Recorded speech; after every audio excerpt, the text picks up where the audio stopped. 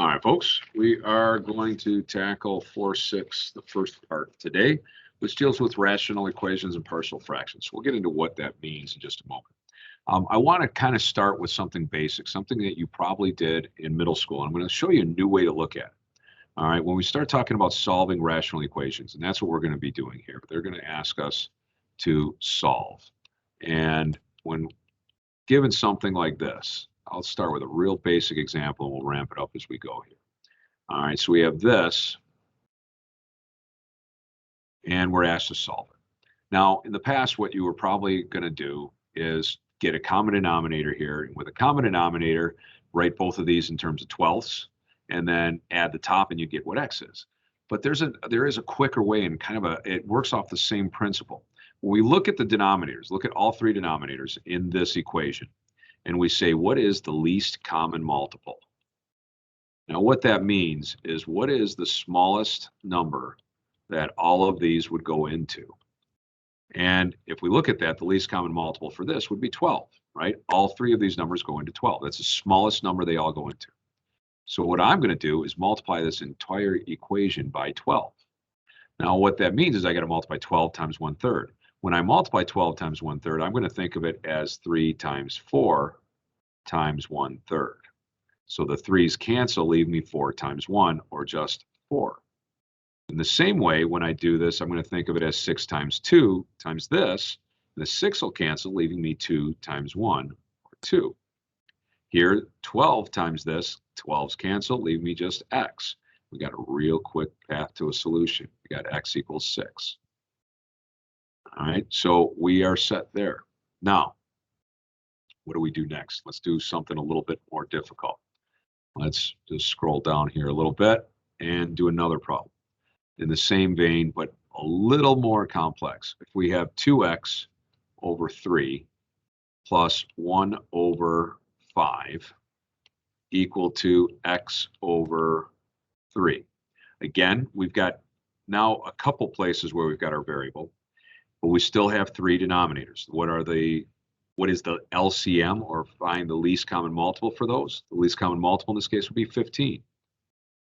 We want to multiply, just like we did in the last one, by the LCM. And then you're going to solve. All right, 3 steps. So first thing, least common multiple. 15 looks like the smallest number. All three of those would go in.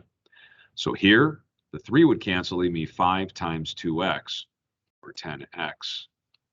Here, the 5 would cancel, leaving me 3 of that times 1, so that's 3. And here, the 5 would cancel, and it would leave me 5x. So now we just need to solve. We've gotten it into a simple equation, and we subtract by 10x, and 3 equals negative 5x. Divide by negative 5, and I will find x to be equal to a negative 3 over 5. And we have our solution. All right, so again, let's look at something a little more complex. Let's go forward a little bit and see how would we do something like this. Now we've got variables all over the place, but we, again, focus in. What is the least common multiple of these values? And the way I find least common multiple is I try to look for, say, the numbers. What's the smallest number 2 and 3 goes into? 6. All right, what's the smallest number that n, and n go into? That's just n, right? These all divide into n. I say this because I'll have people say I'm going to do 2n times 3n times n as my least common multiple, and they'll multiply by 6n cubed.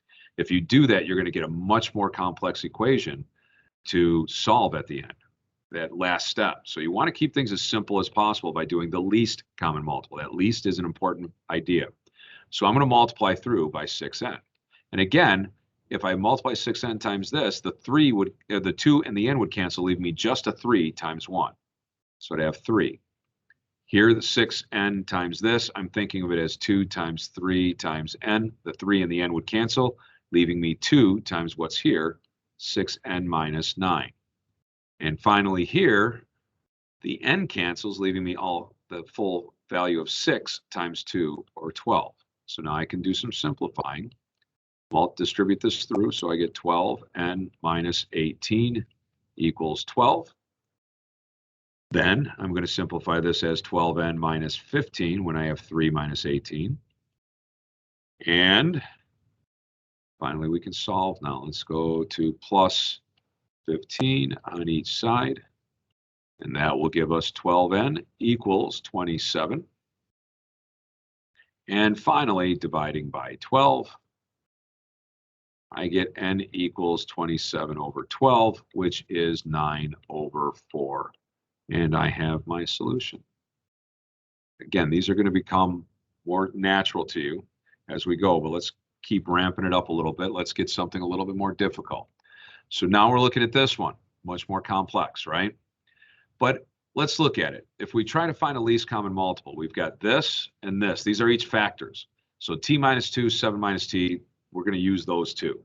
Now, looking at this, though, there's kind of something here that makes me look at this and say, all right, well, couldn't I factor this as negative t plus 7 and t minus 2?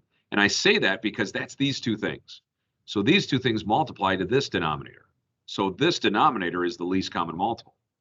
We're going to multiply everything by t minus 2 and 7 minus t. Now, if you notice, negative t plus 7 is the same thing as 7 minus t, right? So that's why I say when we do this, all of these, this goes into that, this divides into that, this divides into that. So when I multiply, first I have t minus 2 cancels here, and it leaves me 7 minus t times 1. So I've got 7 minus t. Plus, now I'm going to multiply this. 7 minus t cancels, so I have t minus 2 times what's left here, which is t minus 3, and we go on. Here, everything cancels on the bottom with that, so I just have t plus 1. So now we got to solve this. A little more complex here, so let's look at this. This is just 7 minus t. There's nothing multiplying it. This would be t squared minus 3t minus 2t, so that's minus 5t, right? Just doing these two. And then plus 6 equals t plus 1. All right, we got some cleaning up to do. I've got a t squared, negative 6t when I combine negative t and negative 5t, and 7 plus 6 is 13. And we have that equal to t plus 1. All right, so we got to get things all on one side now. So let's subtract t and subtract 1. Subtract t, subtract 1. And so I end up with t squared minus 7t and plus 12 equals 0. So now we've got our favorite, a quadratic, right? Back to those.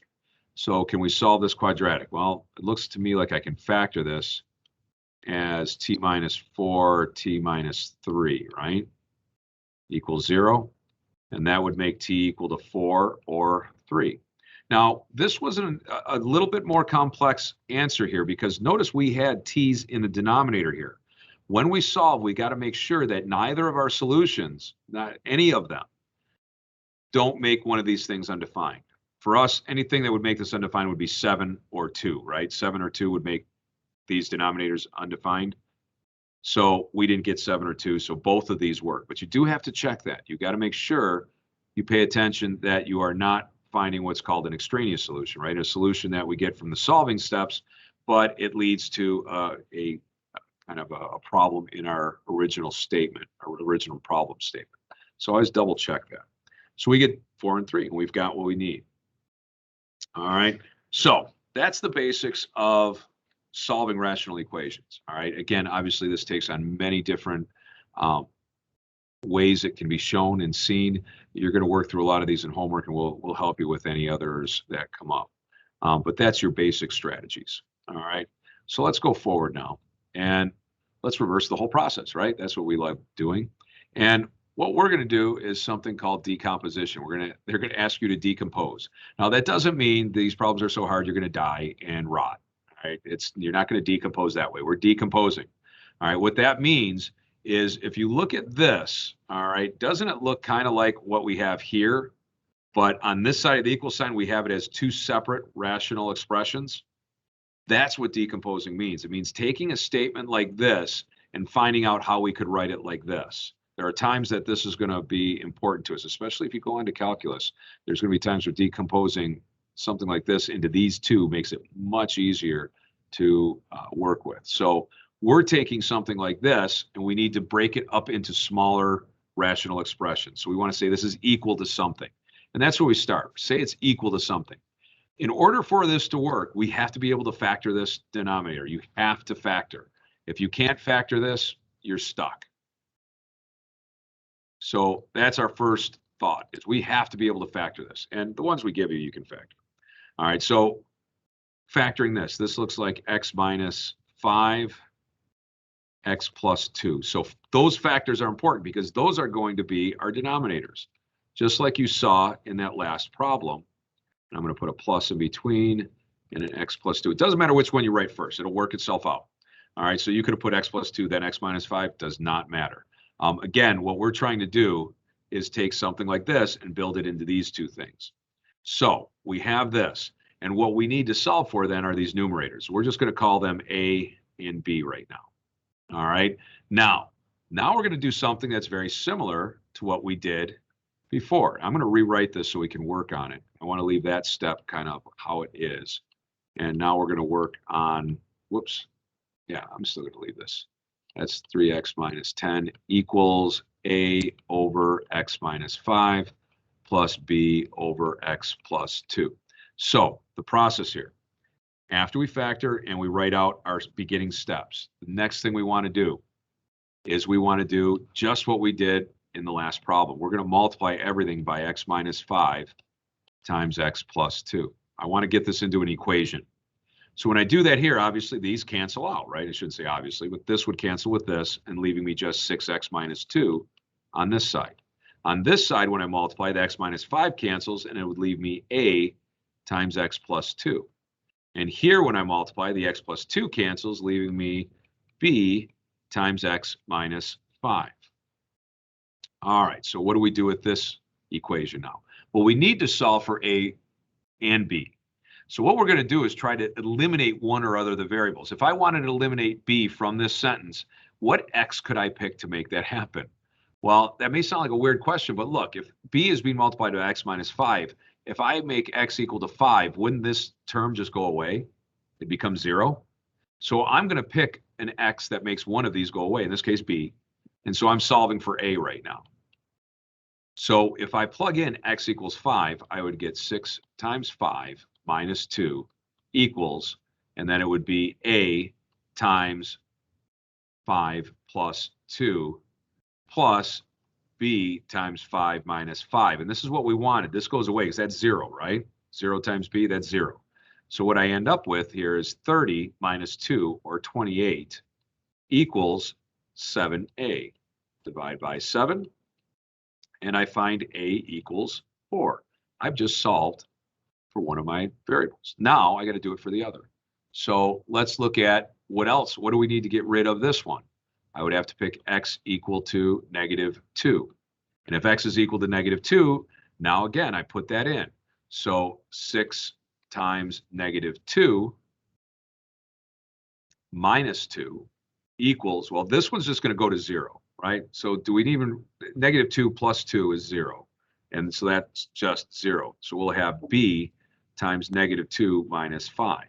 So here we get 6 times -2 is -12, minus 2 is -14, equals, and then we have -7b, right? -2 minus 5 is 7 times b, divide by -7, and I get 2 equals b. So now I've solved for those, and I can rewrite that those things is what we call partial fractions, all right? Rewriting this, so the last step is rewrite your answer as partial fractions. We call these partial fractions. I want you to hear that name because that is something you're going to hear later on using partial fractions. So going back, my a value was over x minus 5. Make sure you don't mess this up. I see it year after year. So it's 4 over x minus 5. And then we had plus, let's see, 4 over x minus 5 is b over x plus 2. b is 2. over x plus 2. And this is our solution for this. That is the decomposed version of this. What they're saying is that's equivalent to this. All right, these two fractions added, these two rational expressions added, is the same thing as 6x minus 2 over that. In other words, if we went backwards and got the common denominator and multiply top and bottom and all, we'd get that other side. All right. And I think we'll just close it there. That's the process I want you to get used to.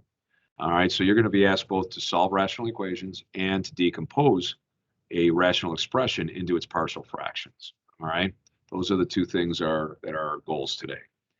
All right, we'll do 6B next, where we get to work with rational inequalities. So until then, have a great day, and we'll see you tomorrow.